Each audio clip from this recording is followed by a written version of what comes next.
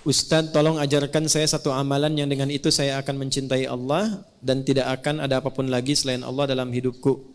Jika terlalu banyak, saya tidak sanggup satu amalan saja. Alhamdulillah.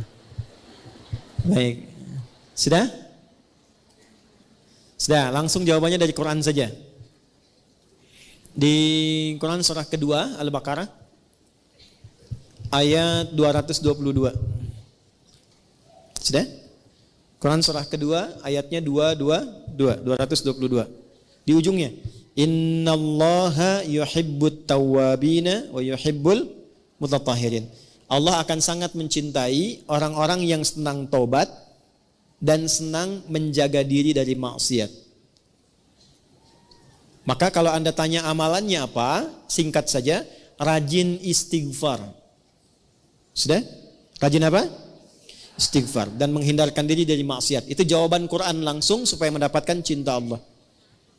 Kalau mau latihan istighfar yang enak, lakukan sebelum subuh. 5-10 menit sebelum subuh. Itu ada di Al-Quran surah ke-15 ayat 18. Ada orang-orang yang rutin istighfar sebelum subuh tiba. Nama waktunya sahar. Wabil ashari hum yastaghfirun. Astaghfirullahalazim. Astaghfirullahalazim. Astaghfirullahalazim. Alladzi la ilaha illa huwal hayyul qayyum wa atubu ilaih. Latihan istighfar, istighfar, istighfar sampai cirinya begini, Cirinya istighfar itu bisa refleks keluar di lisan kita dalam setiap keadaan. Nanti tiba-tiba mau minum bisa istighfar. Mau makan bisa istighfar. Kalau sudah lekat dengan itu, tanpa terasa akan ada penjagaan Allah kepada kita dari perbuatan maksiat. Mata nggak mau lihat kecuali yang baik. Lisan nggak mau bicara kecuali yang baik.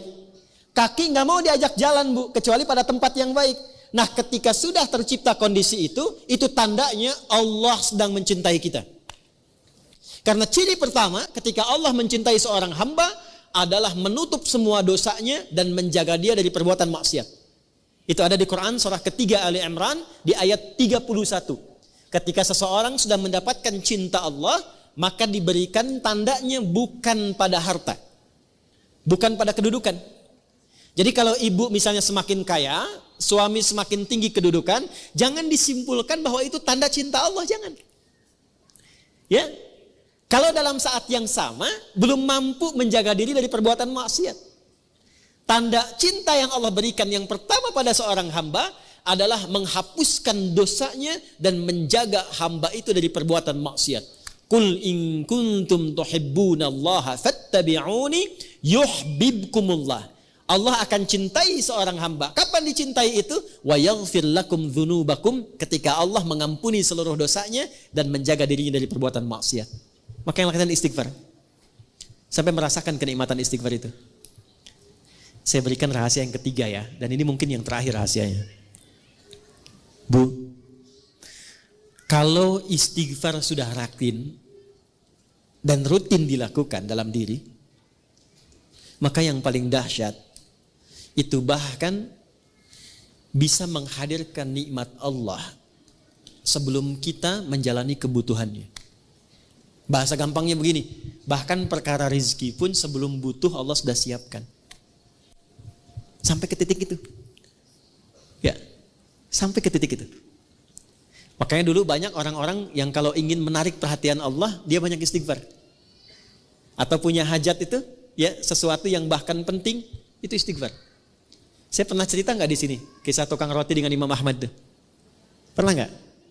Kan ada seorang tukang roti itu rajin istighfar. Istighfar.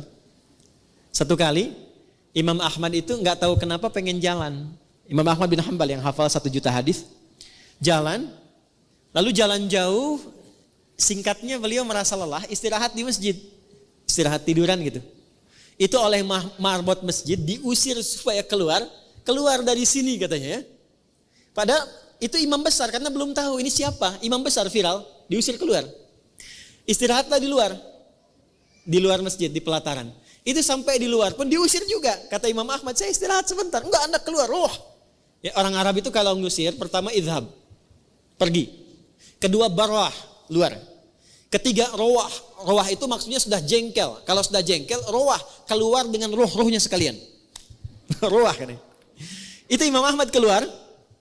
Begitu keluar, lalu kemudian lewatlah tukang roti tadi. Ya, dia sedang membuat adonan.